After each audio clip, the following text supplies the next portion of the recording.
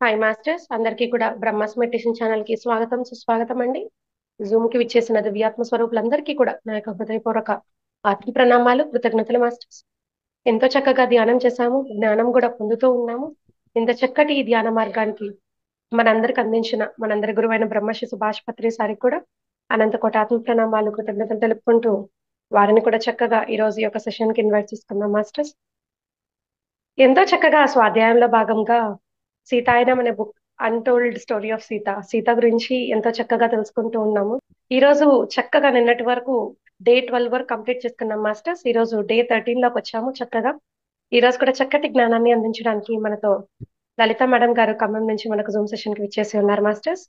Madam, ముందుగా మీకు Brahma's meditation channel కి స్వాగతం సుస్వాగతం madam. Thank you so much. Over to you madam. Thank you అమ్మా, థ్యాంక్ యూ వెరీ మచ్. మరి ముందుగా మనందరి గురువు గారైన బ్రహ్మశ్రీ సుభాష్ పత్రిజీకి నా ధ్యాన సాష్టాంగ వందనాలు తెలియజేసుకుంటూ, అలాగే బ్రహ్మాస్ మెడిటేషన్ ఛానల్ వారికి, ఆ ఎంటైర్ టీం అందరికీ కూడా, అలాగే మరి యూట్యూబ్ లో కానీ లైవ్ లో కానీ ఎవరైతే వీక్షిస్తూ వింటున్నారో వాళ్ళందరికీ కూడా నా కృతజ్ఞతలు, ధన్యవాదాలు. అయితే మనం రోజు చెప్పుకున్నట్టే కంట్రోల్ స్టోరీ ఆఫ్ సీత అనే బుక్ ఇంట్రొడక్షన్ చేసుకుందాము. ఇది డీనా మెరియన్ అనే ఆవిడ అన్నమాట. ఈ బుక్ ఇంగ్లీష్ లో రాసింది. అది ఎలా వచ్చిందంటే, దానికి ఆవిడ ఫారెనర్ అన్నమాట. ఆవిడ మెడిటేటర్. ఈ కొన్ని ఈ ధ్యాన ఉంటాయి కదా సొసైటీస్ లో, ఇవన్నీ కూడా ధ్యానం, మన సమావేశాలు ఈ సొసైటీ పిఎస్ఎస్ఎం ఎలా ఉందో అలాంటి కొన్ని ధ్యాన వాటికి కూడా అన్నిటికీ అధ్యక్షురాలు అనమాట ఆవిడ. ఆవిడ ఒక మెడిటేషన్ టూర్ కి వెళ్ళినప్పుడు అక్కడ సీతారాముల వారి గుడిలో ఆమె కూర్చొని ధ్యానం చేస్తుంటే సీతాదేవి విగ్రహం నుంచి ఒక వెలుగులాగా ఆమెలోకి రావడము, ఆమె డీప్ మెడిటేషన్ లో ఆమె గత జన్మ చూసుకోవటము. ఎక్కడ గత జన్మ అంటే సీతాదేవి దగ్గర ఆ త్రేతాయుగంలో సీతాదేవి యొక్క పరిచారికగా చూసుకుంటుంది అనమాట. అంటే సీతాదేవి ఇంకా భూమి మీదకి రాలేదు, అప్పటికి ఇంకా పుట్టలేదు. జనక మహారాజు కొలువులో తన తాతలు ముత్తాతలు తండ్రులు అప్పటి నుంచి వంశాచారం అన్నమాట, వాళ్ళకి సేవకులుగా ఉండడం. అట్లాంటి వంశంలో ఈమె మీనాక్షిగా ఉంటుందన్నమాట. ఆవిడ తర్వాత సీత పుట్టడము, పెరగడము, స్వయంవరం అవడము, పెళ్ళవ్వడము, మళ్ళా అయోధ్యను విడి వనవాసానికి వెళ్ళడం, ఇదంతా కూడా జరుగుతుందన్నమాట. ఆ తర్వాత ఆమె కొంచెం వృద్ధురాలు అయిపోయి మరణిస్తుంది. మరణించి మళ్ళీ సునయనలాగా అయోధ్యలో పుట్టిందన్నమాట. అనసూయలాగా, సారీ నాకు సునయనే వస్తుంది ఏంటో ఊరికే, అనసూయలాగా అయోధ్యలో పుడుతుంది అనమాట. ఆవిడ ఏం చేస్తుందంటే ఇక్కడ ఆ, పెళ్లి మాట ఎత్తినా కానీ ఆ ఈ అంతా ఊరికే ఉద్రేకపడుతూ ఉంటుంది. రావణుడు సీతాదేవిని ఎత్తుకుపోయడానికి గురుకులంలో గురువు గారు స్టోరీ చెప్పినాం. అలా ఉద్రిక్తత గురవుతుంటే వాళ్ళ అమ్మ నాన్న ఏం చేస్తారంటే, సీతాదేవి కాలం నాటి ఒక వృద్ధురాలు సోమ అనే పేరుతో ఉంది, ఆమె దగ్గరికి తీసుకెళ్తే స్వస్థత చేకూరుతుందని చెప్పి అక్కడికి తీసుకొస్తారనమాట. ఈ సోమ ఆమెను గుర్తుపట్టుద్ది కానీ ఈమెకి గత జన్మ గుర్తుండదు. మీనాక్షిలాగా, మళ్ళీ అనసూయలాగా పుట్టిన ఆవిడకి గత జన్మ గుర్తుండదు మీనాక్షికి. ఈ సోమ మాత్రం గుర్తుపడుతుంది. నువ్వు ఆ బిడ్డ వచ్చావరా అని చెప్పి ఆ కథ అంతా చెప్తుంది అనమాట, స్టోరీ. అయితే అది ఎక్కడి కథ అంటే, అది సీతాదేవి వనవాసానికి వెళ్తూ ఒక జ్వాలని ఏదైతే ప్రజ్వలించి అదే నా ప్రతిరూపంగా చూడమని చెప్పిందో, అక్కడ కూర్చొని ఈ సోమ ధ్యానం చేసినప్పుడల్లా అక్కడ సీతాదేవి సుదూరంగా అడవిలో ఎలా ఉన్నారు, ఏం జరుగుతుంది ఏంటి, ఆ సంభాషణ మొత్తం ఈవిడ వింటూ ఉంటది అనమాట. అవన్నీ కూడా ఎంతో కాలంగా అక్కడ ఉన్న మునులకు ఋషులకు వచ్చిపోయే భాషలకు అందరికీ చెప్తూ ఉందన్నమాట. సీతాదేవి పంచవటి దగ్గర ఒక అడవిలో ఉండడము, అక్కడికి ఇదంతా మొత్తం అంతా చెప్తూ ఉంటది రోజు. అలా ఇప్పుడు ఎక్కడ దాకా వచ్చిందంటే ఆవిడ చెప్తూ చెప్తూ ఆ సీతాదేవి యొక్క ఆ ఆ పంచవటి అనే అడవిలోకి రావడము, అక్కడ కొన్ని అన్ని జరగడము, సీతాదేవి అపహరణకు గురి కాబోయే దాకా వస్తుంది అనమాట.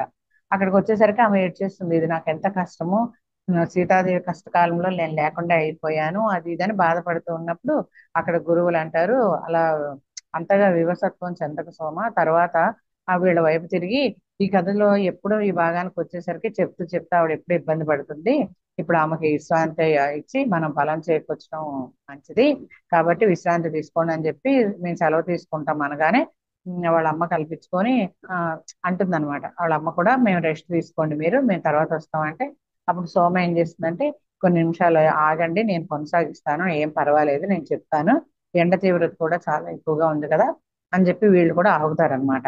అప్పుడు సోమ మళ్ళీ తన కళ్ళు మూసుకొని ధ్యానంలోకి వెళ్ళిపోయి అందరూ ఎదురు చూస్తూ ఉన్నారనమాట.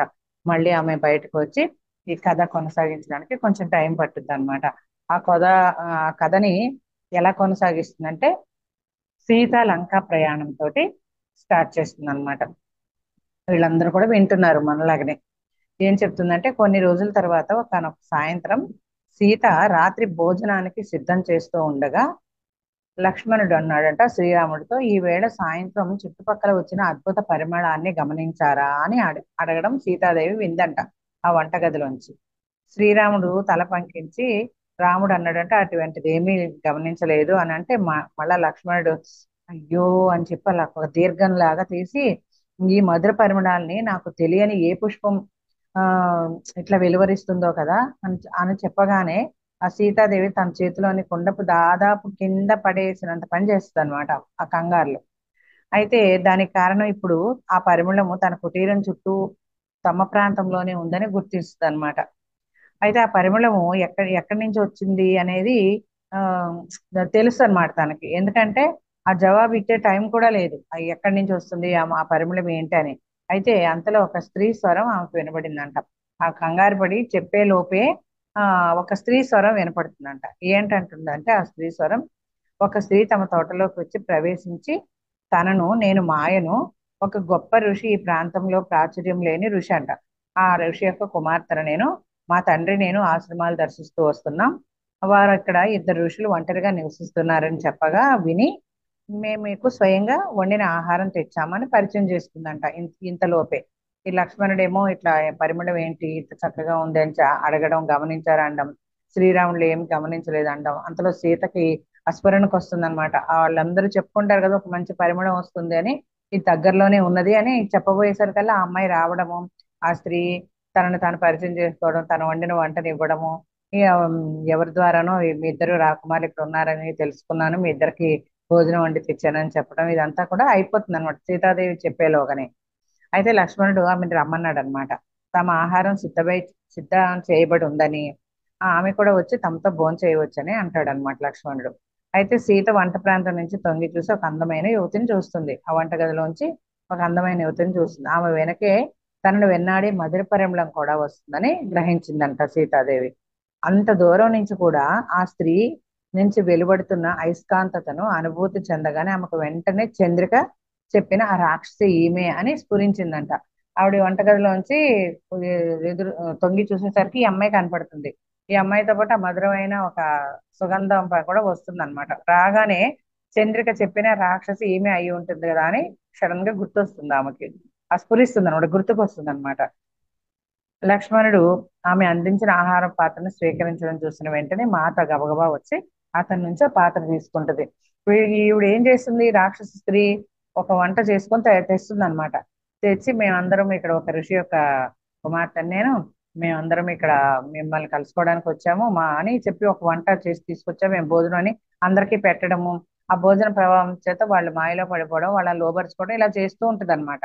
అలాగే ఇక్కడ కూడా చేస్తుంది. అయితే లక్ష్మణుడు ఆ వంట చేసి తెచ్చిన పాత్రను పట్టుకునేలోగా గబగబా సీతాదేవి వచ్చి ఆ పాత్రను అందుకొని తీసుకుంటది అనమాట.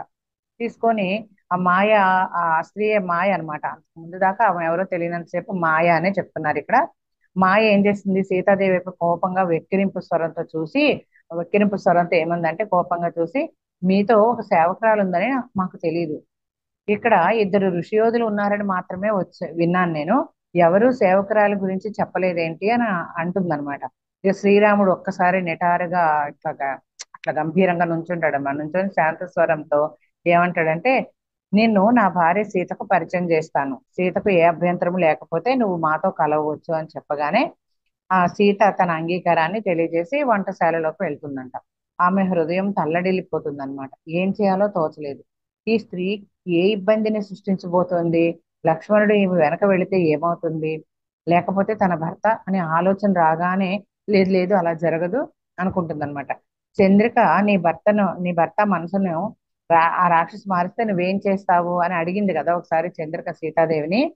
అప్పుడు తను ఏం సమాధానం చెప్పిందో గుర్తు తెచ్చుకుందనమాట. మాత ఆ ఆలోచననే వెంటనే రాగానే తుడిచేస్తుంది అనమాట, తన నుంచి తీసేస్తుంది.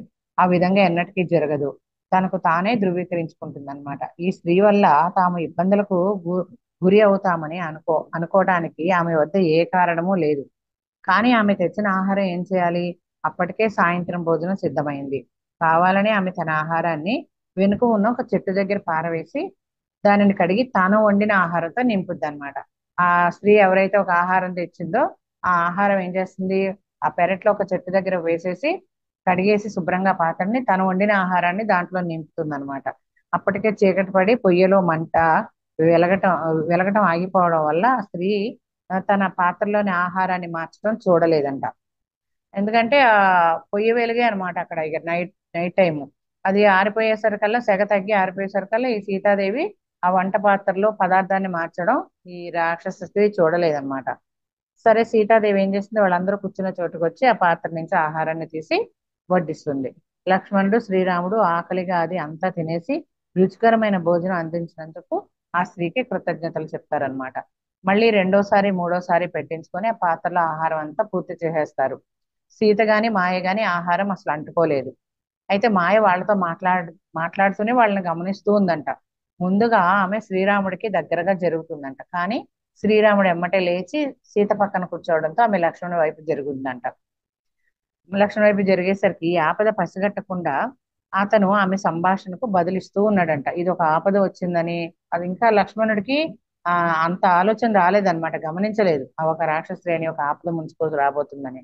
అయితే ఆమె ఏం అన్న అడుగుతుంటే ఆ ప్రశ్నలకి సమాధానం ఇస్తూ ఉన్నాడట, బదులిస్తూ ఉన్నాడంట. చివరికి ఆ సంభాషణతో అతను అలసిపోయి ఇది వీడ్కోన్లు తీసుకునే సమయం అన్నాడంట. ఆవిడ చెప్తా అడుగుతా ఉంటే లక్ష్మణుడు చెప్పి చెప్పి అలసిపోతాడనమాట. ఇది విశ్రాంతి తీసుకునే సమయం ఇంకా అని చెప్పి అనేసరికి ఆ ఆ మాయ లక్ష్మణుడి వైపు తిరిగి శ్రీరాముడి వైపు చూసిందంట.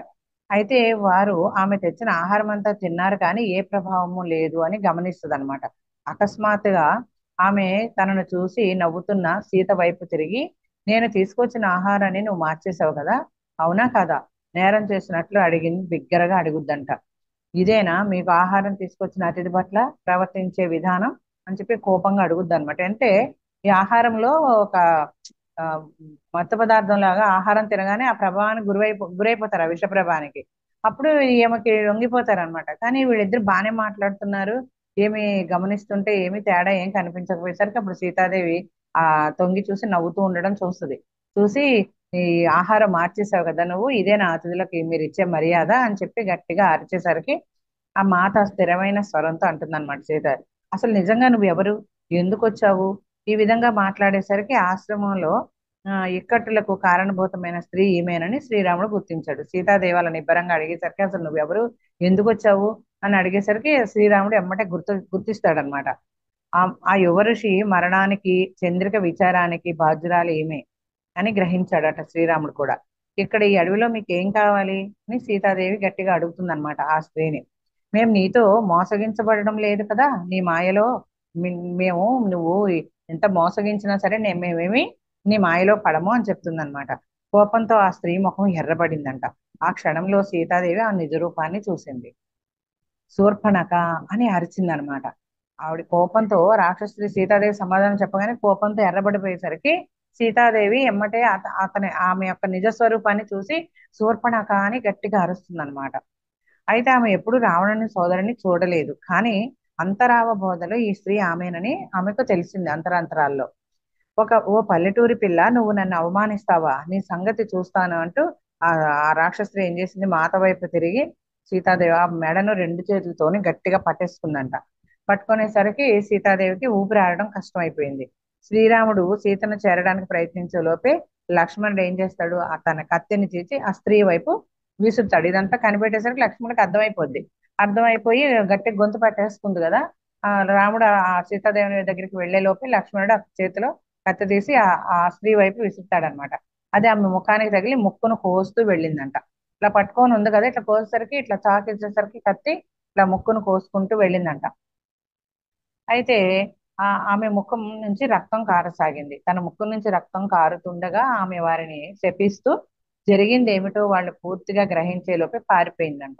వెళ్లే ముందు రక్తంతో తడిసిన తన వేలిని లక్ష్మణుడి వైపు చూపిస్తూ, దీనికి నువ్వు అత్యంత దారుణమైన చావు చస్తావు అన్న మాటలు గాలిలో ప్రత్యుత్తరించారు. వెనక తిరిగి పారిపోతూ రక్తం తడిసిన చేతితోటి, ఇప్పుడు నన్ను ఇలా చేసావు కదా, ఇలా చేసిన దానికి నువ్వు దారుణమైన చావు చస్తావు అని చెప్పి లక్ష్మణునితో అనేసి వెళ్ళిపోతుందంట. జరిగిన దానికి వాళ్ళందరూ ఆందోళన చెందుతారు. ఆ స్త్రీ ఎవరు అని అడుగుతాడంట లక్ష్మణుడు కొంచెం తేరుకున్నాక. రావణుని సోదరి ఆమె, అంటుందంట సీతాదేవి. రాముడు ఆమెను కూర్చోబెట్టి ఆమె మెడకు మర్దన చేస్తూ ఉండగా శూర్పణఖ పట్టుకున్న చోట ఆమె మెడ కమిలిపోవడంతో ఆమె బాధను భరించలేకుండా ఉంటుందంట. ఇక ఆమె మళ్ళీ రాదనుకోవద్దు, నాకు భయం వేస్తుంది. చంద్రిక భర్తను నదిలో మీరు చూసిన ఆ చనిపోయిన వ్యక్తిని తీసుకెళ్ళింది ఈమె. ఇంకా ఎంతమందిని ఆమె చంపి ఉంటుందో మనం ఊహించలేం అనేసరికి నాకు తెలుసు అని ఆయన శ్రీరాముడు బదిలిస్తాడంట. ఆమె రాక హెచ్చరిక మాత్రమే, త్వరలో మనం రావణుని ఎదుర్కొంటాం, అది అనివార్యం, అది తప్పదు అని చెప్పి తన సోదరుని గాయపరిచిన దానికి అతను బదులు తీర్చకుండా ఉండడు అనేసరికి ఆమె రూపురేఖలు మారినందుకు నేను విచారిస్తున్నాను అని సీత అంటుందంట. దానిని నేను ముందే చూశాను అని ఆమె కొన్ని రోజుల ముందు చంద్రిక పక్కన ధ్యానంలో కూర్చొని ఉండడాన్ని, ఆమె తన భర్త మరణం విషయంలో ఓదార్చుతుండగా ఆమెకు నేను కారణ పరిమాణ నియమం, తన భర్తను వంచిన స్త్రీ తన చర్యల ఫలితాలను అనుభవిస్తుందని చెప్పడం గుర్తు చేసుకుందనమాట. గుర్తు చేసుకొని తర్వాత లక్ష్మణ్ వైపు చూస్తే ఏమందంటే, అది నిజమైనట్లయితే గనక ఇప్పుడు మనం చేసేది కూడా దాని ఫలాలను తీసుకొస్తుంది అని మాత కళ్ళ నీళ్లతోటి నిండిన నీళ్లతో లక్ష్మణుడికి ఎన్నడూ ఏమీ కాకూడదు లక్ష్మణుడికి అని అనుకుంటుందంట. తను రక్షించడం కోసమే అతను ఆ పని చేశాడు, సీతాదేవిని రక్షించడం కోసమే అతను ఆ పని చేశాడు అని తెలిసి అప్పుడు ఏమంటాడంటే లక్ష్మణుడు కూడా దానికి బాధ్యుడు నేనే, ఆమెను గాయపరిచిన కత్తి విసిరింది నేనే, నేను రక్షించే బాధ్యతను నేను సంతోషంగా స్వీకరిస్తాను అని వదిన గారితో దానికి ఏ మూల్యమైనా సరే చెల్లించవలసిన సరే అని చెప్పి లక్ష్మణుడు చెప్తాడనమాట. రాముడు ఏం చేస్తాడంటే ఇద్దరిని శాంతపరచడానికి ప్రయత్నిస్తాడు, సీతాదేవిని లక్ష్మణ స్వామిని. ఈ సంఘటన వల్ల ఏ పర్యవసానం వచ్చినా సరే దానిని మనందరము స్వీకరిద్దాం. నేను రక్షించడం తప్ప వేరే మార్గం ఏమీ లేదు. సీత లక్ష్మణుడు తాను చేయవలసింది చేశాడు. ఆ రోజు చంద్రికతో ఉండగా నువ్వు చూసింది శూర్పణఖ చర్యల ఫలితాలని. ఆ వ్యక్తి చావు తన చర్యల పర్యవసానమే. ఆ వ్యక్తి ఎవరైతే నదిలో పడి చనిపోయాడో ఆ వ్యక్తి చావు కూడా ఈమె యొక్క చర్యల పర్యవసానమే. కాబట్టి ఆయుధం లేని స్త్రీకి హాని చేయడం ఎంతో పెద్ద తప్పు. ఒక రాక్షసి అయినప్పటికీ, ఎన్నో క్రూర చర్యలు చేసినప్పటికీ ఆమెను రాక్షసుల కళ్ళ ముందే శిక్షించాలి. ఇప్పుడు మనం చేసిన దానికి మూల్యం చెల్లించాలి అని శ్రీరాముడు చెప్తాడనమాట. ఆమె ఆయుధాలు లేకుండా లేదు అంది సీత. ఆమె వంచన సామర్థ్యతనే ఆమె ఆయుధాలు, ఇది ఒక యుద్ధం మాత్రమే అని చెప్పేసరికి అవునన్నట్టు శ్రీరాముడు తల ఊపి ఇప్పుడు మన ముందు ఉన్న దానిని మనం ఎదుర్కోవాల్సిందే, తప్పదు అని చెప్తాడనమాట. లక్ష్మణుడు ఇబ్బంది పడినట్లు కనిపించగానే శ్రీరాముడు అతన్ని ఓదారుస్తున్నట్లుగా, నువ్వు చేయవలసింది నువ్వు చేసావు లక్ష్మణ, నువ్వు కల్పించకపోతే సీత తీవ్రంగా గాయపడేది లేదా ఆమె పరిస్థితి వికటించేది. ఇది అంతా వేగంగా జరిగిపోయింది లక్ష్మణ, నువ్వు గాని నేను గాని సిద్ధంగా లేము. కేవలం సీత మాత్రమే ఆ స్త్రీ నుంచి వచ్చే అపాయాన్ని పసిగట్టి ఆమె స్వయంగా వండి తెచ్చిన ఆహారాన్ని మార్చింది.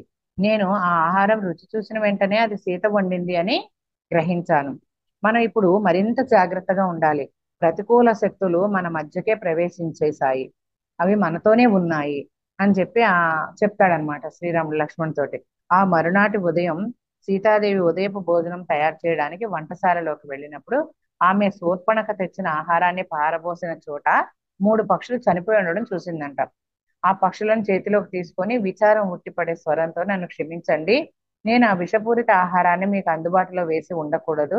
ఆమె ఆ మరణించిన పక్షుల దగ్గర విచారంగా కూర్చొని ఉండడం, అట్లా అంటూ సీతాదేవి అలా కూర్చొని ఉండడం రాముడు చూస్తాడనమాట.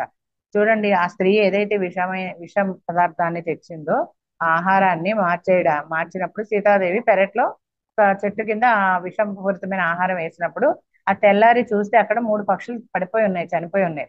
నన్ను క్షమించండి, నేను ఇక్కడ మీకు అందుబాటుగా ఈ ఆహారము మీరు వచ్చే ప్లేస్ లో వేయకుండా ఉండాల్సింది అని చెప్పి ఆ మూడింటిని చేతిలోకి తీసుకొని విచారంగా కూర్చునేసరికి అదంతా రాముడు చూస్తాడనమాట, శ్రీరాముడు. మనం ఆ ఆహారం తిన్నట్లయితే మన పరిస్థితి అంతే.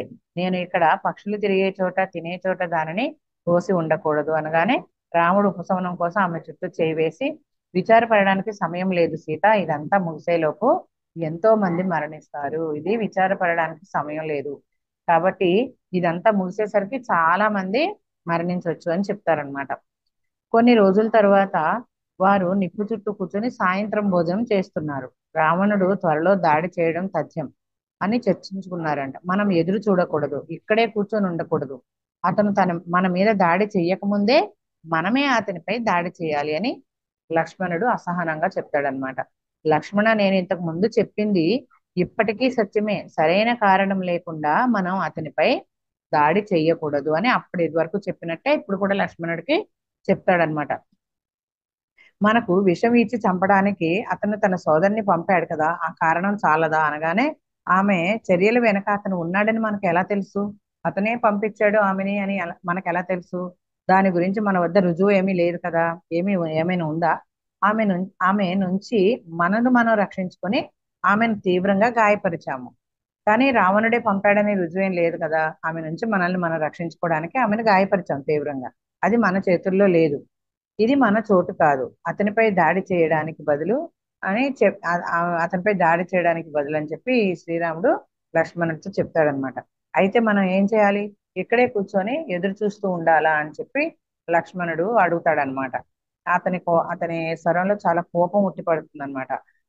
అయినా ఏదైనా ఎప్పుడైనా వెంటనే చెయ్యాలని అనుకుంటాడట లక్ష్మణుడు. శ్రీరాముడు దూరం ఆలోచించి సమయం కోసం ఎదురు చూస్తాడు, లక్ష్మణుడు ఏమో ఏదైనా ఎమ్మటే చేయాలనుకుంటాడు. అయితే గాలిలో ప్రతిధ్వనించినట్లుగా సీత స్వరం ఆ సంభాషణలో ప్రవేశించింది. ఏమంటుందంటే, అది ఎంతో దూరంలో లేదు. వారి మధ్య కూర్చొని మౌనంగా ఆ చర్చ వింటూ ఉండగా ఈ మాటలు ఆమె నోటి నుంచి వచ్చాయి. శ్రీరాముడు ఆమెను చూడడానికి అటువైపు తిరిగాడంట ఇద్దరు. ఇది నీకు ఎలా తెలుసు అని లక్ష్మణుడు సీతను తాను కూర్చుని అడిగాడనమాట. సీత ఏం చేసి తాను కూర్చున్న చోటు నుంచి లేచి దూరంగా జరగడంతో వారికి ఆమె ముఖంలో భావం కనపడట్లేదు. అదే నేను భావిస్తున్నాను నిజమే అని. ఏంటది, అది ఎంతో దూరంలో లేదు. ఎంతో దూరంలో లేపడం, రావణాసురుడు రావడం, ఈయన పంపించడం, యుద్ధం జరగబోవడం, ఇదంతా కూడా ఎంతో దూరంలో లేదు అనగానే అనేసి లేచి అటువైపు తిరిగి నుంచి ఉంటుంది. రాముడు లక్ష్మణుడు కూడా చూస్తే ఆమె ముఖము కనపడదు అనమాట. ఎందుకు ఇలా అనిపిస్తుంది అంటే, అదే నేను భావిస్తున్నాను అని చెప్తుంది. అతని ఉనికి మనల్ని సమీపిస్తున్నట్లుగా నాకు అనిపిస్తుంది. ఆమె ఆకాశం వైపు చూసిందంట. గాలులు తమ దిశను మార్చేసుకున్నాయి. పక్షుల సమూహాలేమో ఎటువైపు వెళ్లాలో తెలియక సందిగ్ధానికి గురయ్యాయి. అడవిలో చిన్న జంతువులు మన తోట దగ్గరకు రాకుండా దాక్కుంటున్నాయి. నదులు అసాధారణ వేగంతో ప్రవహిస్తూ ఉన్నాయి. ఈ ప్రాంతం అంతా భయంతో చుట్టుముట్టబడింది. లక్ష్మణ, నువ్వు ఈ సంకేతాలు గ్రహించలేదా? అతను రాబోతున్న సంకేతాలు ఇవి. మనం దాడి చేయడానికి ఆ కారణం చాలదా అని లక్ష్మణుడు అడగగానే, లేదు లక్ష్మణ అని బదిలిస్తుంది సీత. ఇంకా ముఖం అటువైపే తిప్పుకొని ఉంది, ఇంకా ఇటువైపు తిరగల. సీతాదేవి అటువైపే తిరిగి ఇవన్నీ చెప్తుంది అనమాట. మనం ఎదురు చూడాలి, మన దాడి ధర్మబద్ధమైనదే అనిపించే కారణం వస్తుంది. మనం రావణుని ఒక్కడినే ఎదుర్కోవటం లేదు ఇప్పుడు. భూమి యొక్క అభివృద్ధిని ఆటంకపరుస్తూ దానిపై ఉన్న జీవులకు వినాశనం కలిగించడానికి ఆయన కూడబెడుతున్న వ్యతిరేక శక్తులన్నిటినీ ఎదుర్కోబోతున్నాం. అతన్ని ఒక్కడనే కాదు, ఆయన ఏమైతే శక్తులు ప్రవేశపెడుతున్నాడో అవన్నిటిని కూడా మనం ఇప్పుడు ఎదుర్కోబోతున్నాము. వీటన్నిటిని ఎదుర్కోవాల్సిందే, తప్పదు. మనం ఒకనొక సరైన కారణం కోసం ఎదురు చూడాల్సిందే. రాముడు చెప్పింది సరైనదే, అది ఎంతో సరైనది అని సీతామాత చెప్తుంది అనమాట. అయితే సీతాదేవి మాట్లాడడం పూర్తవగానే ఆమె మనసు గుండా ఒక ప్రతిబింబం కనబడి వెళ్ళిపోతుందంట. ఆమె అలా మాట్లాడడం పూర్తయ్యేసరికి ఆమె మనసు గుండా ఒక ప్రతిబింబం కనపడి వెళ్ళిపోతుందంట. ఒక దేవతా చైతన్యం నారాయణుని గొప్పగా ప్రేమిస్తుంది. పరాశక్తి భూమి మీద తన ప్రియమైన రాముడితో పాటే జన్మించిన నారాయణి స్వయంగా సీతయే. అతని యొక్క స్త్రీ భాగం మరియు అతనితో సమానమైనది. ఆమె అమూల్యమైన గొప్ప భక్తురాలు. తమ నుంచి దూరమై ఒక పెద్ద అగాధంలో పడటం చూసిందంట. ఆమె అతని చేతుల వరకు వచ్చింది, కానీ అతనిని ఆపలేకపోయింది. అతను పడిపోతున్నాడు. ఈ దృశ్యం ఆమె మనసులో మెదలగా ఆమె పెదవుల నుంచి చిన్న కేక మౌనంగా వెలువడుతుందంట. లక్ష్మణుడు దీన్ని గ్రహించలేదు, కానీ శ్రీరాముడి నుంచి ఏది తప్పించుకోలేదు. అదే చిత్రం అతని మనసులో కూడా వచ్చిందంట. సీతాదేవికి ఏదైతే కనిపించిందో అదే చిత్రం ఈ రాముల వారి మనసులో కూడా వచ్చిందంట. అది కూడా వెంటనే మాయమైపోయింది. చిత్రం కనిపించినట్టే కనిపించి వెమ్మటే మాయమైపోయిందంట. వాళ్ళిద్దరూ ఆశ్చర్యంగా ఒకరినొకరు చూసుకుంటారు సీతారాములు, కానీ ఏమీ మాట్లాడలేదు.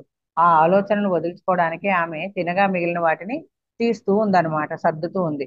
శ్రీరాముడు కూడా ఆమెను అనుసరించి వంటశాలలోకి వచ్చి ఇద్దరు ఏం మాట్లాడకుండానే ఆ వంట పాత్రలు కడిగి సర్దడంలో రాముడు సహాయం చేస్తూ ఉన్నాడంట. సీతాదేవి కూడా ఏమి మాట్లాడకుండానే పని చేసుకుంటుంటే రాముడు కూడా ఆ వంట సామాన్లు సర్దడంలో క్లీన్ చేయడంలో సాయం చేస్తూ ఉన్నాడంట.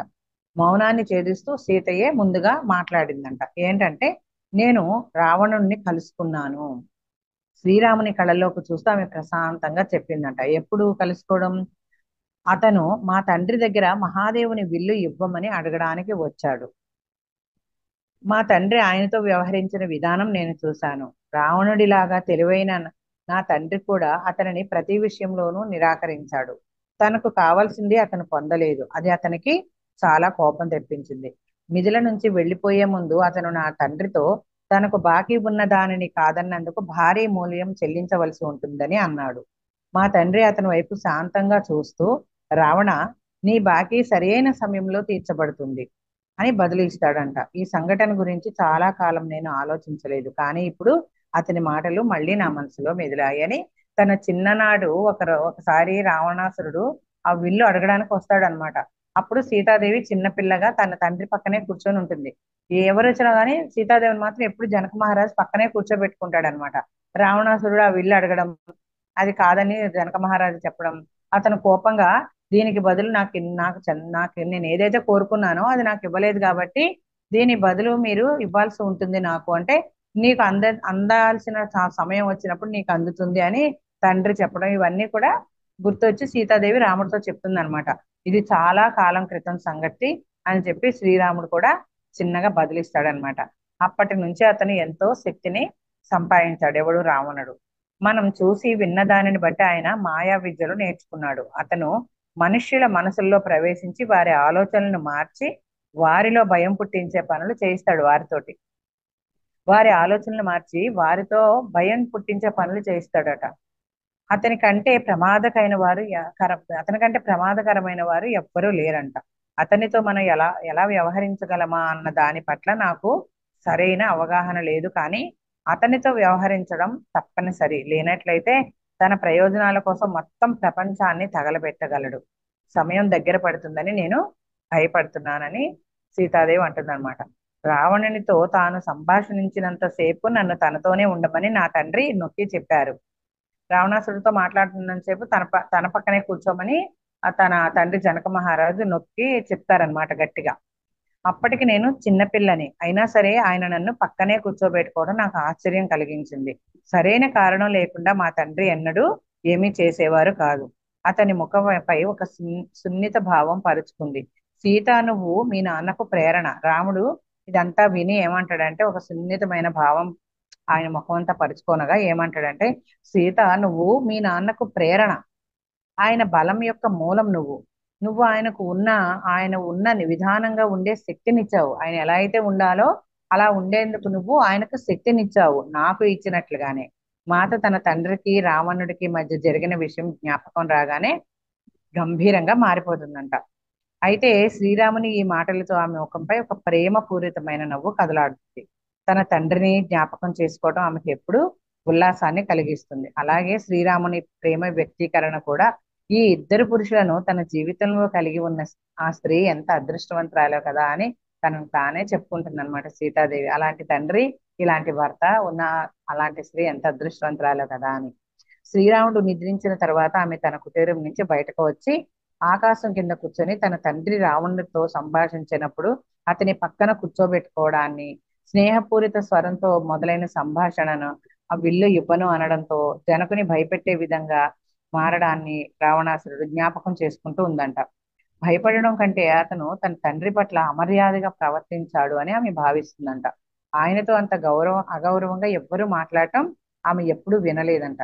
తరువాత ఆమెతో తన తండ్రి తన కోపానికి తగిన మూల్యాన్ని చివరిలో రాముడు చెల్లిస్తాడు, రావణుడు అని చెప్తాడనమాట జనక మహారాజు. నీ మూల్యము నీకు అందాల్సింది చివరిలోనే రావణుడు చెల్లిస్తాడు అని చెప్పారంట. ఇప్పుడు తనతో రావణుడు మాట్లాడిన దాని గురించి తానేమీ పట్టించుకోవడం లేదని, కానీ ప్రకృతి శక్తులు దేవతల పట్ల అతను చూపించిన కోపం ఒకానొక రోజు అతన్ని మట్టి కరిపిస్తాయి అని చెప్పారట. మహాదేవుడు ఎన్నో వరాలు ఇచ్చాడు, కానీ వరాలు తీసుకోవడంలో గొప్ప ప్రమాదం ఇమిడి ఉంటుంది. వాటిని సరిగ్గా ఉపయోగించకపోతే వారి వినాశనం అనివార్యం. ఖచ్చితంగా రావణుడు గతంలో గొప్పవాడే ఉండవచ్చు. అతని గొప్పతనం గర్వానికి దారితీసి దుష్పరిణామాలు చోటు చేసుకున్నాయంట. ఏంటి? అతని గొప్పతనం గర్వానికి ఇలాంటి దుష్టమైన పరిణామాలు చోటు చేసుకున్నాయంట. అందుకే ఎవరికైనా సరే గర్వం గాని, గొప్పతనం అనే అహంకారం గాని ఉండకూడదు. అది ఇట్లా చోటు చేసుకుంటాయని తండ్రి సీతాదేవి చెప్పినవన్నీ గుర్తొస్తున్నాయి అనమాట. పడుకోకుండా పక్క నుంచి లేచిపోయి ఆకాశం చూస్తూ బయటకు వచ్చి చూస్తూ ఇవన్నీ ఆలోచించుకుంటుంది అనమాట. తండ్రి రావణాసురుడు చెప్పడం, రావణాసురుడు కోపం వచ్చి ఇలా అనడము, ఇవన్నీ కూడా మహాదేవుడు అతనికి వరం ఇవ్వడం, ఆ వరాలు కూడా సరిగ్గా ఉపయోగించకపోతే ఎలాంటి దుష్పరిణామాలు ఎదురవుతాయో, ఇవన్నీ కూడా తండ్రి చెప్పే మాటలన్నీ కూడా ఆ గర్వానికి, ఆ వరాల వల్ల గర్వానికి పోతే గనక పతనానికి తప్పదు. కాబట్టి ఇవన్నీ కూడా ఇలా ఉంటాయి అని చెప్పి తండ్రి తనతో చెప్పిన విషయాలన్నీ ఆమె గుర్తు చేసుకుంటుంది. ఇదంతా జరిగేటప్పుడు, ఈ విషయాలన్నీ జరిగేటప్పుడంట తన తండ్రి తనని అక్కడ ఎందుకు ఉండమన్నారా అని ఆశ్చర్యపోయిందంట. తన తండ్రి ఏం చేసినా దానికి ఒక ప్రగాఢమైన లక్ష్యం ఉంటుంది, ఒకానొక అర్థం దాగి ఉంటుంది. ఆమె రావణుడు తన తండ్రిచే ఓడించబడి కోపంతో అవమానంతో వెళ్ళిపోవడం చూసింది. అప్పుడు అతను ఎంతో శక్తిమంతుడు. ఆమె అతనిని ఎదుర్కోవాలంటే అతనిని ఒకప్పుడు తన తండ్రి ఎదిరించి నిలబడినట్లు నిలబడగలనా నేను? రావణాసురుడు ఆ విల్లు అడిగినప్పుడు జనక మహారాజు ఎంత శక్తివంతుడుగా ఉన్నాడు. తను ఇవ్వనన్నా ఏదో గట్టిగా మాట్లాడి ఇలా మూల్యం చెల్లించాల్సి వస్తుందని అన్నా తన తండ్రి ధైర్యంగా నిలబడ్డాడు కదా, అలా నేను నిలబడగలనా అని ఇవన్నీ ఆలోచించుకుంటుంది అనమాట. కొంతసేపటి తర్వాత లోపలికి వెళ్ళి పడుకుందంట. తెల్లవారిపోయే ముందు ఇక తెల్లారుజామున ఎప్పుడో జనక మహారాజు తన పక్కన నిలబడినట్లుగా అనిపించిందంట. చాలా సేపు ఇట్లా ఆలోచించుకొని వెళ్ళి పడుకుంటుంది. లోపలికి వచ్చేసి ఆకాశం కింద కూర్చొని ఆలోచించుకుంది కదా, ఆలోచించుకున్న తర్వాత కొంతసేపు అయిన తర్వాత వెళ్ళి పడుకుంటుంది అనమాట. తెల్లవారు సరిగ్గా నిద్ర పట్టదు, కానీ తెల్లవారుజామున తన తండ్రి వచ్చి పక్కన నుంచున్నట్లుగా భావిస్తుందామా. అయితే ఏం చెప్పారంటే ఆయన పక్కన నుంచొని, నీకు అంతర్శక్తి, చేయవలసిన దాని గురించి జ్ఞానము ఉన్నాయి, నువ్వు విజయం సాధిస్తావు అని చెప్పారంట. ఆ మాటలు మననం చేసుకుంటూ ఆమె లేస్తుంది. ఏమని చెప్తాడు ఆయన? తెల్లారుజామున ఆయన తన పక్కనే ఉన్నట్లు కనపడము. ఆయన ఆ సీతాదేవికి ఏం చెప్తాడంటే, నీ అంతర్శక్తి, చెయ్యవలసిన దాని గురించిన జ్ఞానము రెండు కూడా ఉన్నాయి నీ దగ్గర, నువ్వు విజయం సాధిస్తావు అని చెప్పి అదృశ్యం అయిపోతాడు అనమాట తన తండ్రి ఒక తెల్లారుజామున. అయితే ఆ మాటలు మననం చేసుకుంటూ ఆమె నిద్రలోంచి లేస్తుంది అనమాట. సూర్యుని తొలి కిరణాలు కిటికీలోంచి లోపల పడేటప్పుడు ఆమెకు తన కుమార్తె గోదావరి పిలుస్తున్నట్లుగా అనిపించిందంట. ఇక తెల్లవారి లేత కిరణాలు ఆ గదిలో ప్రసరించగానే ఆమెకు మెలకు వచ్చింది కదా. లేస్తూ తన తండ్రి మాటలు గుర్తు చేసుకుంటూ అప్పుడు తను లేవగానే తన కూతురైన గోదావరి తనని పిలిచినట్లుగా అనిపిస్తుందంట. అయితే సరే, శ్రీరాముడు పడుకున్నాడు కదా, ఇబ్బంది పెట్టడం ఇష్టం లేక ఆమె ఒక్కతే నది వద్దకు నడవసాగిందంట. నదీ దేవత ఒడ్డుకు వచ్చి సీతాదేవి పక్కనే కూర్చుంటుంది. అప్పుడు సీతాదేవితో ఆ నది అంటుంది అనమాట, మాత నీకు తెలుసా, నువ్వు అతనిని ఎదుర్కోవాలి, అతనిని ఒంటరిగా ఎదుర్కోవాలి. అతని లోపల లోతుగా పూడ్చబెట్టబడిన ప్రేమను, అవమానం, బాధ, వంచనలతో కప్పిపెట్టబడిన ప్రేమను జాగృతీకరించగలిగింది నువ్వు మాత్రమే. అయితే నీ అనుమతి లేకుండా ఇది సంభవించదు అని హెచ్చరిస్తుంది అనమాట నదీమాత. తన కూతురులాగా అనుకుంటుంది కదా, అతను వచ్చేస్తున్నాడు, అతని లోపల ఏమైతే ఉన్నాయో ఆ భావాలన్నీ జాగరీకృతం చేయవలసిన పని నీదే అని చెప్పి చెప్తుంది అనమాట. అయితే నీ అనుమతి లేకుండా ఏమీ జరగవు అని కూడా చెప్తుంది. నా అనుమతి ఉంది, నేను అంగీకరిస్తాను అంటూ ఆమె చెప్తుంది అనమాట. సీతాదేవి ఏమంటుంది, నా అనుమతి ఉంది దానికి, ఏదైతే నేను ఎదుర్కోబోతున్నానో దానికి నా అనుమతి ఉంది, నేను అంగీకరిస్తున్నాను అని చెప్తుంది అనమాట. అతనిని కలుసుకోవడానికి అనుమతి, అవును, ఆమె అందజేస్తుంది. అతని కోసం తన మనోశక్తిని, ఆధ్యాత్మిక నైపుణ్యాలను, తాను నేర్చుకున్న పవిత్ర మంత్రాలను ఉపయోగిస్తుంది. తాను ఇదంతా చేస్తుంది అని చెప్తుందన్నమాట. అప్పుడు ఏమంటుందంటే, లేదు మాత, అవసరమైనది అది కాదు. ఇప్పుడు నది ఏం చెప్తుంది, కూతురుగా వచ్చింది కదా, ఒడ్డున పక్కనే కూర్చుంది కదా, అది కాదు మాత, అదంతా ఏం అవసరం లేదు అని చెప్తుంది అనమాట నది. అయితే మరి ఏంటి అని సీతాదేవి అడిగినప్పుడు, నువ్వు రాక్షస రాజ్య కేంద్రంలో ప్రవేశించాలి, అది నీ సకల నైపుణ్యాలను, నీ ఇచ్చను పరీక్షిస్తుంది.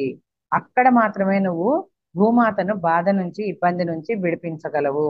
ఈ విధంగా మాత్రమే నువ్వు మమ్మల్ని ఆ రాక్షస పాలన నుంచి తప్పించగలవు. నదీదేవత విచారం చుట్టుముట్టి తన అలలలోకి జారి అదృశ్యమైంది. త్వరలోనే అంత గాఢ పరీక్షకు గురి కాబోతున్న మాత కోసం ఆమె హృదయం తల్లడిల్లిపోతుందంట. ఇదంతా చెప్తుంది, నువ్వు చేయాల్సిన మంత్రోచ్చారణ చేయడము, అతను ప్రేమ ఇవన్నీ కాదు అంటే ఏంటి అని అడిగినప్పుడు చెప్తుంది అనమాట అన్నది, నువ్వు రాక్షస రాజ్య కేంద్రంలోకి ప్రవేశించాలి, అది నీ సకల నైపుణ్యాలను, నీ ఇష్టాన్ని పరీక్షిస్తుంది. అక్కడ మాత్రమే నువ్వు భూమాతను బాధ నుంచి, ఇబ్బంది నుంచి రక్షించగలవు. ఈ విధంగా మాత్రమే నువ్వు మమ్మల్ని కూడా ఆ రాక్షస పరిపాలన నుంచి తప్పించగలవు అని నదీ దేవత విచారం వ్యక్తం చేస్తూ ఆ ఆ విచారం తనని చుట్టుముట్టగానే ఆ అలలలోకి జారి అదృశ్యమైపోతుందంట. త్వరలోనే అంత పరీక్షకు గురిగా పోతున్నా, అంటే ఇటువంటి ఏదైతే ఇప్పుడు నదీమాత చెప్పిందో అలాంటి పరీక్షలన్నిటికీ గురిగా పోతున్నా ఆ మాట కోసం తన నది హృదయం తల్లడిల్లిపోయిందంట. ఘోర యుద్ధ దృశ్యాలు మాత మదిలో కదిలాడాయి. తన కోసం ముందు ఏమి ఎదురు చూడబోతుందో, తన కోసం ముందు ఏ పరిస్థితి ఎదురు చూడబోతుందో అని ఆమె గుర్తించిందంట. ఘోర యుద్ధాలు జరిగిపోతున్నాయని. ఆమె బుగ్గల మీదుగా కన్నీరు జారి ఛాతీ ఎగిసిపడుతూ ఉందంట. అప్పుడు తన వద్దకు వస్తూ నెమ్మదిగా పిలుస్తున్న రాముని స్వరం వినబడిందంట. గబగబా కళ్ళు తుడుచుకొని స్థిరంగా ఉన్నట్లుగా కనిపించిందంట. సీత, ఇక్కడకు నువ్వు ఒక్కదానివే వచ్చి ఉండకూడదు. ఇప్పుడే కానే కాదు, ప్రమాదం పొంచి ఉన్నంత కాలం కూడా నువ్వు ఇక్కడికి ఒక్కదానివే వచ్చి ఉండకూడదు. ఇప్పుడనే కాదు, ఈ ప్రమాదం ఎప్పటిదాకా అయితే పొంచి ఉంటుందో అప్పటి దాకా కూడా నువ్వు ఒంటరిగా రాకూడదు అని చెప్పి ఆమె చేతిని అందుకొని నిన్ను ఇంత విచారానికి గురి చేసింది ఏమిటి అని అడుగుతాడనమాట. ఆయన సీతాదేవి ఏమి మాట్లాడకుండా ఏం చెప్తుందంటే, మొత్తానికి మనం ఒకవేళ విడిపోవాల్సి వస్తే నాకు జరగబోయే దానికి భయం పడకూడదని నేను అనుకుంటున్నాను. మనం ఒకవేళ విడిపోవాల్సి వస్తే ఏమవుతుంది, అలాంటిది ఏమన్నా జరిగితే నేను భయపడకూడదు అని అనుకుంటున్నాను అని సీతాదేవి చెప్తుంది. అప్పుడు అతని చూపు కఠినంగా కోపంగా మారిందనమాట. నీకు నన్ను రక్షించుకునే సామర్థ్యం ఉందని నీకు తెలుసు కదా. నన్ను రక్షించే సామర్థ్యం నాకు ఏదన్నా అయితే, నన్ను రక్షించే సామర్థ్యం నీకు ఉందని నీకు తెలుసు కదా సీత. ఏ పరిస్థితిలో అయినా నీకు అవసరమైన ఆధ్యాత్మిక వనరులన్నీ నువ్వు పొందగలవు. కానీ నేను అని చెప్పబోయేసరికి సీతాదేవి అతని నోటిపై ఆమె వేళ్లను ఉంచుద్ది అనమాట. అతని కళ్ళలోకి తదేకంగా చూస్తూ ఏం చెప్తుందంటే, మనం ఒక్కటే కనుక మనల్ని ఎవరు విడదీయలేరు. అవును కదా, మన ఇద్దరం ఒకటే కదా, వేరు కాదు కదా, అప్పుడు మనల్ని ఎవరు విడదీస్తారు అని చెప్పి అంటుందన్నమాట. అతను నవ్వి ఆమె చేతిని గట్టిగా పట్టుకొని తన చూపును గోదావరి మాత వైపు తిప్పుతారనమాట. అప్పుడు ఆమె ప్రశాంతంగా ఉందన్నమాట. వీళ్ళిద్దరు కలయిక చూసి అలలు ఎగిసిపడే అలలు ఆగిపోతాయి. వారి కలయికను చూసి ఆమె ఆనందిస్తుంది నదీమాత. వారు తమ కుటీరానికి బయలుదేరే ముందు శ్రీరాముడు కొంత నీటిని చేతిలోకి తీసుకొని మాతతో, మనలోనికి భయాన్ని ప్రవేశించనీయకూడదు. నీ కుమార్తె గోదావరి సాక్షిగా నువ్వు నీ జీవితాన్ని నడిపే తారవని ధృవీకరిస్తున్నాను. ఏం జరిగినా నేను తిరిగి నీ వద్దకే వస్తాను. విశ్వంలోని ఏ శక్తి నన్ను నీకు దూరం చేయలేదు, లేదా నీపై ఆధిపత్యం పొందలేదు సీత. నీ ప్రేమను నన్ను మాత్రమే కాక విశ్వాలన్నిటినీ నిలిపి ఉంచుతుంది అని చెప్పి ఆ మాటలు అంటూ ఆయన కళ్ళు మూసుకొని ఒక మంత్రం పఠించి ఆ నీటిని విశాల గోదావరిపై చల్లుతాడనమాట. మాత అది కూడా ఆ విధంగానే చేసిందంట. మాత కూడా ఆ రాముడు చేసినట్టుగానే చేస్తుందన్నమాట.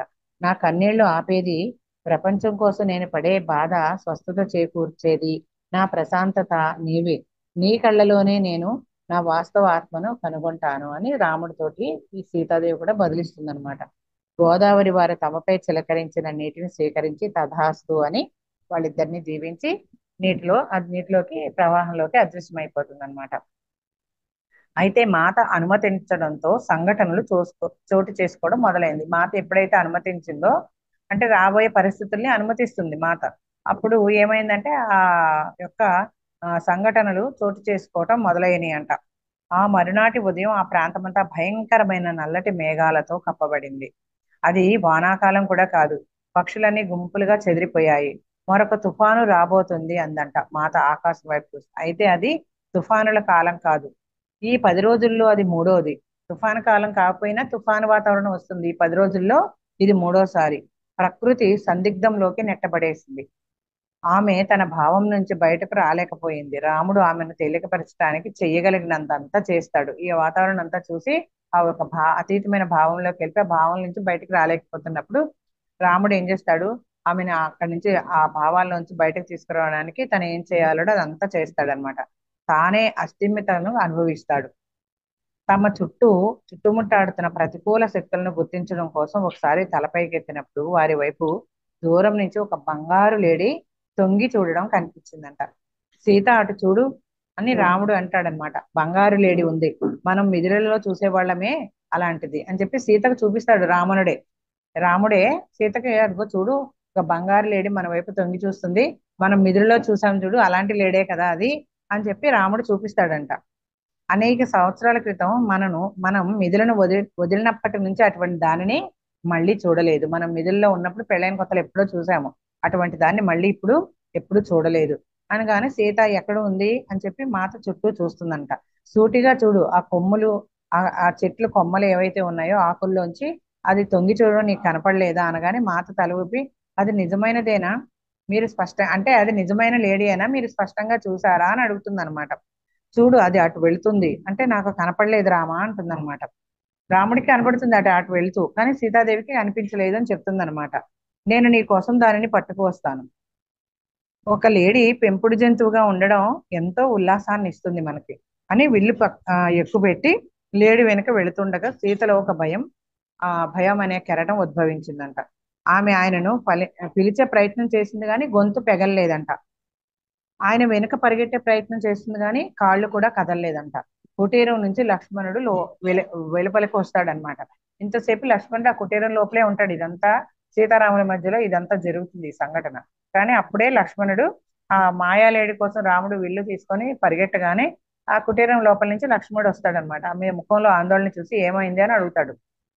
ఇప్పుడు ఆమె స్వరం తిరిగి వచ్చింది. ఆ రాముడు అలా అడిగాడు, లక్ష్మణుడు అలా అడిగేసరికి ఆమె మళ్ళీ స్పృహలోకి వస్తుంది అనమాట. కాళ్ళు కదులుతున్నాయి కానీ కనుచూపు మేరలో శ్రీరాముడు ఎక్కడా కనపట్లేదు. శ్రీరాముడు ఎక్కడికి వెళ్ళాడో అని చెప్పి ఆమె లక్ష్మణుడితో చెప్తుంది.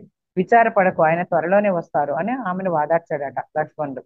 ఆయన తిరిగి రాకపోయేసరికి ఆమె తల్లడిల్లిపోతుంది అనమాట. అంతలోనే వారికి ఆయన బాధతో అరుస్తున్న స్వరం వినిపించింది. మాత లక్ష్మణుడు ఇద్దరు అస్తమితంగా ఉంటారనమాట. అయితే ఏదో రాక్షసి రాముని స్వరాన్ని అనుకరిస్తుందని ఆమె భావించింది. అయితే ఈమె ఇలా దిగులు పడుతూ ఆమె నువ్వేం భయపడకు అని లక్ష్మణుడు చెప్తుంటే రాముడి స్వరం వినపడిందంట. ఎట్లా వినపడుద్ది, వాళ్ళని పిలుస్తున్నట్లుగా, బాధతో అరుస్తున్నట్లుగా శ్రీరాముడు వినపడుతుందంట. అయితే లక్ష్మణుడు ఇద్దరు కూడా అస్థిమితంగా ఉంటారనమాట. అప్పుడు లక్ష్మణుడు ఏమంటాడంటే ఏదో రాక్షసి రాముడి స్వరాన్ని అనుకరిస్తుంది అని చెప్పి సీతాదేవి భావించగానే లక్ష్మణుడు అక్కడే ఉండాలో లేక శ్రీరాముని వెతకడానికి వెళ్ళాలో తేల్చుకోలేక సందిగ్ధానికి గురవుతాడనమాట. చివరికి మాత అతన్ని వెళ్ళమనే చెప్తుంది. తప్పనిసరి అతను వెళుతూ ఆమెను కుటీరంలో వదిలి రావద్దు నువ్వు అని చెప్పి వెళ్తాడనమాట. ఆమె ఒంటరిగా ఉండకూడదు, తాను కూడా అతనితో వెళదామని అనుకుంది. కానీ ఆమె గొంతు మోగబోయింది, కాళ్ళు కదలలేదు. లక్ష్మణుడు ఒక్కడే రాముడిని ఎతుకుతూ వెళ్ళిపోయాడు అనమాట. ఆమె కుటీరంలోకి నడిచింది. నడిచి తెరిచిన తలుపులోంచి అతను రావడం చూసింది. రాముడు ఎతుకుడు లక్ష్మణుడు వెళ్ళిపోయాడు. ఆమె లోపలికి వచ్చి ఆ తలుపులోంచి చూస్తుంది అనమాట. చూస్తే అతను వస్తూ కనపడుతున్నాడు. ఎవరు అతను? మాయావి రావణుడు. సన్యాసి రూపంలో భిక్షకు వచ్చాడు. మాత ఎప్పుడు ఎవ్వరినీ కాదనలేదు, ఇప్పుడు లేదనే అవకాశం కూడా లేదు. తన తండ్రిని ఒకప్పుడు తీవ్రంగా అవమానించింది ఇతనే. తన కుమార్తె గోదావరి ముందే చెప్పినట్టు ఇతనిని తాను ఒంటరిగానే ఎదుర్కోవాలి. అంతకు ముందే తన కూతురు గోదావరి హెచ్చరిస్తుంది కదా సీతాదేవిని, అతను వస్తున్నాడు నువ్వు ఒంటరిగా ఎదుర్కోవాలని. అలా నేను ఒంటరిగానే ఎదుర్కోవాలి తన్ని అని ఆ క్షణంలోనే ఈ కలయిక సంభాషణ మించి చాలా ఎక్కువైంది అని మాత గుర్తించి తాను అతని రాక్షస రాజ్యంలోకి తనకేమైనా సానుకూల ఫలితం వస్తుందనే ఆశ ఉంటే ఆ రాక్షసుని మనసులోకి కూడా ప్రవేశించగలగాలని సీత అనుకుంటుందన్నమాట. తనకేమైనా సానుకూల ఫలితం వస్తుందని అనుకుంటే గనక, అలాంటి ఆశ ఉంటే ఆ రాక్షసుని మనసులోకి కూడా ప్రవేశించాలి అని అనుకుంటుంది. ఆమె చేతిలో పండ్లు ఉన్న పాత్రతో నెమ్మదిగా కుటీరం వెలుపలకు అడుగు పెడుతూనే అతను తను చూడబోతున్న చీకటిలోకి అడుగు పెడుతున్నాను అని తెలుసుకుందంట. కుటీరంలోంచి అతనికి భిక్ష వేయడానికి కొన్ని పళ్ళున్న పళ్ళని తీసుకొని అడుగు పెడుతూ ఏమనుకుందంట, తాను ఏదైతే చూడబోతుందో ఆ చీకటిలోకి అడుగు పెడుతున్నాను అని అనుకుందంట. నేను సిద్ధంగా ఉన్నాను అని ఆమె భావించింది. అయితే అతను ఆమె ముంజేయి పట్టుకొని లాగిగానే బాధతో అరిచింది. రామా రామా అంటూ అరుస్తుందన్నమాట.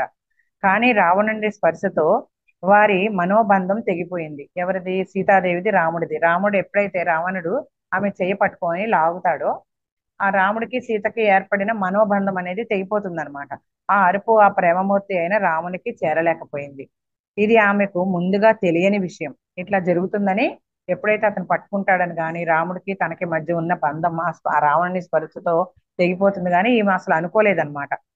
ఆమెకి తెలియని విషయం అంటది. తమ ఇద్దరిని కలిపి నేయబడిన బంగారు దారాలు తమ మధ్య తక్షణ సమాచార బంధాన్ని ఏర్పరిచేయి, అవి తెగిపోయాయి ఇప్పుడు అని ఆమె గుర్తించలేదంట. మాత ఇప్పుడు తన భర్తను గాని మరిదిని గాని చేరలేక ఏ జీవి సహాయము అందని స్థితిలో ఉందంట. అయితే సోమ కళ్ళ నుంచి నీరు కారుతుండగా ఈ కథ ముగించిందంట. సోమ ఇప్పుడు వాళ్ళందరికీ చెప్తుందన్నమాట. ఆ కళ్ళలోంచి నీళ్లు కారిపోతుండగా ఈ కథని ముగిస్తుందన్నమాట సోమ. ఆమె కళ్ళు తెరిచి మన్నించమని అడుగుతూ వాటిని నన్ను క్షమించండి, నేను అనవసరంగా మీ ముందు బాధపడుతున్నాను, నన్ను క్షమించండి అని చెప్పి కళ్ళు తుడుచుకుంటుంది అనమాట. అయితే కథలోని ఈ భాగాన్ని ఎప్పుడూ ఏడవకుండా ఎప్పుడూ చెప్పలేను అని వివరించిందంట. ఈ భాగం వచ్చేసరికి నాకు తెలియకుండానే కన్నీళ్లు వస్తాయి, కాబట్టి నన్ను క్షమించండి, ఈ కథలో ఈ భాగాన్ని నేను ఎప్పుడు బాధపడకుండా ఎప్పుడు చెప్పలేను అని చెప్పి వివరిస్తుంది అనమాట. మాత అనుభవించిన ఈ బాధ ఇన్ని సంవత్సరాల తర్వాత కూడా నన్ను తొలుస్తూనే ఉంది. నాకు మా అమ్మకు కూడా కళ్ళు నీటితో నిండిపోయాని అని ఈ ఎవరైతే అనసూయ చెప్తుంది అనమాట. నాకు మా అమ్మకు కూడా బాధ కలిగింది అని, కళ్ళ నిండా నీళ్లతో నిండిపోయాయని. నెమ్మదిగా మా అందరి ఉద్వేగాలు శాంతినిచ్చిన తర్వాత ఆ కథ మాకు చెప్పనందుకు మా అమ్మ కృతజ్ఞతలు వ్యక్తపరిచి, మీకు విశ్రాంతి అవసరం సోమ, మీరు మాకు చెప్పిన దాన్ని అవగాహన చేసుకోవడానికి మాకు కూడా కొంత సమయం కావాలి అంటుందన్నమాట. అయితే ఎప్పుడు ఈ విద్వేగాలు కానీ శాంతించిన తర్వాత ఈ కథ మాకు చెప్పినందుకు వాళ్ళ అమ్మ ఏం చేస్తుందంటే కృతజ్ఞతలు చెప్తుంది సోమకి. మీకు విశ్రాంతి అవసరము, మీరు మాకు చెప్పిన దాన్ని మేము అవగాహన చేసుకోవడానికి కూడా మాకు కొంత సమయం కావాలి, మీరు కూడా విశ్రాంతి తీసుకోవాలి అని ఈ ఎవరైతే అనసూయ ఉంటుందో వాళ్ళ అమ్మ అంటుందన్నమాట. సోమ అవును అంటూ తల ఊపి, మీరు సాయంత్రం భోజనం చేసి వెళ్ళండి, నేను సిద్ధం చేస్తాను అనగానే, మేము తిరిగి ఆశ్రమానికి వెళ్ళాలి, వారు మా కోసం చూస్తూ ఉంటారు, మీకు ఇబ్బంది లేకపోతే మళ్ళీ మేము రేపు వస్తాము, ఇప్పుడు వెళ్ళి అని చెప్తే అప్పుడు సోమ ఏముందంటే, మీరు నా అతిథులుగా రావడం నాకు ఎంతో ఆనందాన్ని కలిగిస్తుంది. అపహరణ తర్వాత లంకలో ఏం జరిగిందో రేపు చెప్తాను, నేను మాత చేసిన గొప్ప త్యాగం గురించి వివరిస్తాను రేపు అని చెప్తుందన్నమాట. ఆశ్రమం అధినేత ఒకానొక ధ్యాన సమావేశానికి వెళ్ళడం వలన సాయంత్రం భోజనం వాళ్లే పెట్టుకొని తిన్నారంట. ఆ సమయంలో ఒంటరిగా మౌనంగా ఉండడం తనకి ఆనందాన్ని ఇచ్చిందని ఈ అనసూయ చెప్తుంది. మా అమ్మకు కూడా ఎక్కువ మాట్లాడాలి అని అనిపించలేదు, మేము భోజనం చేసి పక్క ఎక్కేసాం అని చెప్తుంది అనమాట. మేము భోజనం చేసి ఎమ్మటే పడుకుండిపోయామని. ఆ ముందు రోజు రాత్రి నేను గాఢ నిద్రపోయాను, కానీ ఈ వేళ నిద్ర రావడం లేదు. సోమ చెప్పిన కథ అంతా నా మదిలో తిరుగుతూ నేను అక్కడే ఉన్నానన్న భావన కలిగించింది. అక్కడ ఇంకా సోమ చెప్తున్న కథ దగ్గరే అక్కడే ఉండిపోయాను అని ఆవిడకి అనిపిస్తుంది అనమాట. అలా భావించుకుంటుంది తను. సీతాదేవి, శ్రీరాముడు, లక్ష్మణుడు నా కళ్ళ ముందు సజీవంగా సాక్షాత్కరించారు. నాకు వారు వ్యక్తిగతంగా తెలిసినట్లు, వారు అనుభవించిందంతా నేను కూడా అనుభవించినట్లు భావించాను.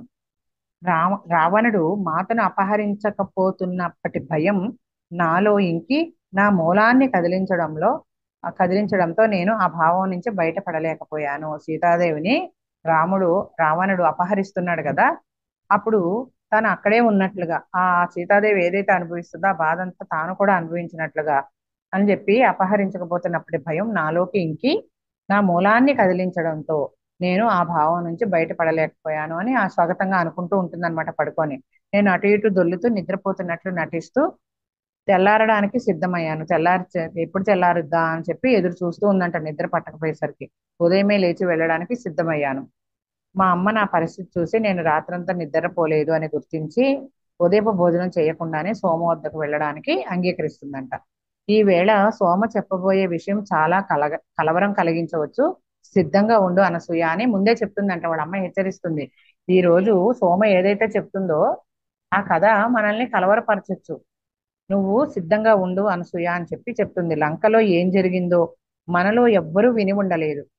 మన మహారాణిని చెరబడితే శ్రీరాముడు సైన్యంతో కలిసి రక్షించాడని మాత్రమే మనకు తెలుసు, కానీ తెలియవలసింది చాలా ఉందని, అది ఇప్పుడు సోమ చెప్తుందని అనిపిస్తోంది అని తన తల్లి చెప్తుందనమాట. అప్పుడు తను ఏం చేస్తుంది అనసూయ, నిదానంగా, నాకు పెళ్లి అంటే ఉన్న భయం వల్ల మనం ఇక్కడికి రావడం అన్నది నిజమైన కారణం కాదు. ఎందుకంటే తనకి పెళ్లి అంటే భయం ఉందనే కదా ఇక్కడికి తీసుకొచ్చారు, ఆ కారణం నిజం కాదు అని నాకు అనిపిస్తుంది. ఎందుకంటే మీరు తండ్రి గారు నా కోసం నిశ్చయించిన వివాహం అంగీకరించాలని నేను నిర్ణయం చేసుకున్నాను. మీరు నువ్వు నాన్న నువ్వు కలిసి నా పెళ్లి చేయాలని మీరు నిర్ణయించుకున్నారు కదా, ఆ నిర్ణయించిన నిశ్చయం, ఆ పెళ్లి చేసుకోవడం నేను నిశ్చయం చేసుకున్నాను. ఎవరైతే మీరు వరుణ్ తెచ్చి పెళ్లి చేస్తారని నిశ్చయించుకున్నారో ఆ వివాహాన్ని నేను అంగీకరించాలని నేను ఆల్రెడీ నిర్ణయం చేసుకున్నాను అని చెప్పి, ఇంతకు మించింది ఏదో మనల్ని ఇక్కడికి లాక్కొచ్చింది, నేను ఏనాడో నిర్ణయం తీసేసుకున్నాను, మీరిద్దరు నాకు పెళ్లి చేస్తారు, నేను కూడా చేసుకుందామని. కానీ అది మాత్రమే మనల్ని ఇక్కడికి తీసుకురాలేదు. అంతకు మించింది ఏదో మనల్ని ఇక్కడికి లాక్కొచ్చింది, అదేమిటో నాకు తెలియదమ్మా అని తన తల్లితో చెప్తుంది అనసూయ. అప్పుడు ఏం చెప్తుందంటే, వాళ్ళ అమ్మ తన చేతులు ఆమె చేతుల్లోకి తీసుకొని నవ్వి, బహుశా మహారాణి సీతతో నీ బంధాన్ని పునరుద్ధరించడంలో తోడ్పాటు కోసమేమో. నువ్వు పుట్టిన క్షణం నుంచి ఆమెను ప్రేమిస్తూనే ఉన్నావు, కానీ ఆమె నీకు ఎప్పుడూ తెలియలేదు. ఇప్పుడు సోమ ద్వారా ఆమె గురించి మళ్ళీ నువ్వు తెలుసుకుంటావు అని చెప్తూ తల్లి అనసూయతోటి చెప్తుందనమాట. ఇంక రేపటి భాగంలో మనము సీతాదేవి ఆ త్యాగం ఏంటో అనేది మనం సోమ ద్వారా వీళ్ళిద్దరికీ చెప్తున్నప్పుడు మనం కూడా విని తెలుసుకుందాం. రేపు సోమను కలుస్తారనమాట వీళ్ళు ఉదయాన్నే. ఏం తెలుసుకుంటారు అక్కడ? చెప్తుంది కదా సీతాదేవి త్యాగం గురించి రేపు చెప్తాను అని సోమ చెప్తుంది కదా. ఆ రేపు ఏం చెప్తుందో సీతాదేవి త్యాగం ఏంటో అదంతా కూడా రేపు మనం కూడా తెలుసుకుందాం. Thank you madam.